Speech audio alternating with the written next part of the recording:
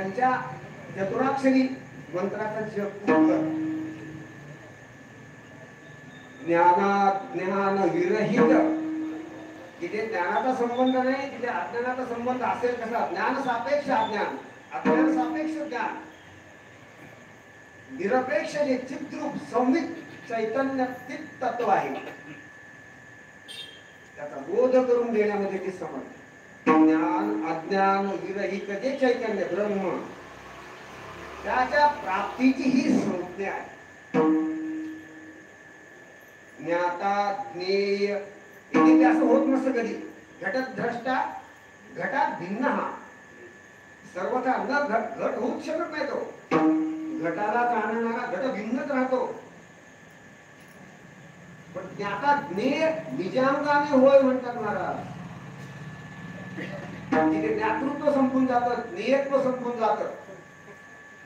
ज्ञेयाला गिळून ज्ञातृत्व संपून जातं. केवळ शांतीचं रूप उरतं. गिळूनी ज्ञेयाते ज्ञाताही हारते, मग जे उरते शांतीचे रूप. ऐसी प्रतिज्ञा आणि ज्ञानाग्नीने पापी जळती, हे ज्याची आज्ञा. ज्ञानदेव ज्ञानदेव म्हणता ज्ञान देव देतो. आमचे गुरुवर ठाकरे महाराज म्हणे, पुढे असं म्हणायचं, न देऊन काय करतो? ज्ञान देव देतो, न देऊन काय करतो? जावंच लागेल त्याला. त्या ज्ञानदेव शब्दाच्या अर्थाबद्दल काही चर्चा नाही. ज्ञानदेव म्हणजे ते ज्ञानेश्वर महाराजांनी त्याचा विचार केला. तो तत्वज्ञानाचा ठाव ज्ञाना तेणेसी आहो. अरे ज्याच्यामुळे ज्ञानाला मोठेपणा आहे, हे असो तो देव ज्ञान भक्त. जे ज्ञान ज्याचं भक्त होत आहे असा तो देव, तो ज्ञानदेव.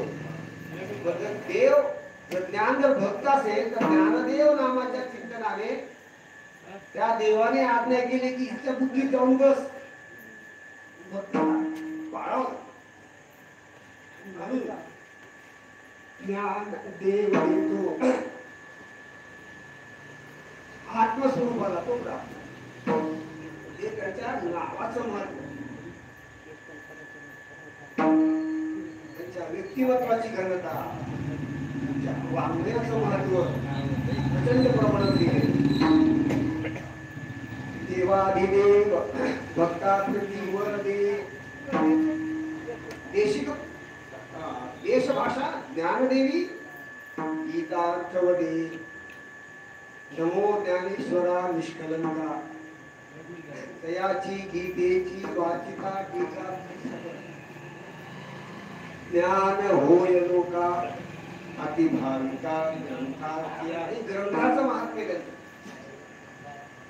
आमच्या कदाचित ग्रंथाचं महात्म्य होईल. व्यक्तिमत्वाचा शून्य भाग झाला आणि त्यांचं व्यक्तिमत्व इतकं मोठं आहे, त्या मनाने त्यांचं अगदी फार थोडं चालता चालता व्यक्तिमत्वाचे 5 ढोलीकण आपल्या पदरात पडले. ते त्यांचे 5 ग्रंथ आहेत ज्ञानदेवांचे. सगळं शांभवी वैभव, शैव परंपरा संपूर्ण वारकरी पंथाच्या निमित्ताने, या ग्रंथाच्या निमित्ताने त्यांनी जगाला वाटली. सगळ्या देशिकांनी त्यांचं परत अनुसरण केले पुढे, म्हणून त्याला देशिक राज म्हणतात. ज्ञानी यांचा राजा म्हणतात त्यांना, ज्ञानी यांचा गुरु म्हणतात त्यांना, त्यांना महाराव म्हणतात. त्यांचं वैभव, त्यांचं वर्णन कितीही तुम्ही करत गेला तरी वाणीच ते श्रमेण अशक्य वा. थकल्यामुळे न गुणानाम येत कया, गुण संपले म्हणून वाणी थांबणार नाही. तुम्ही थका.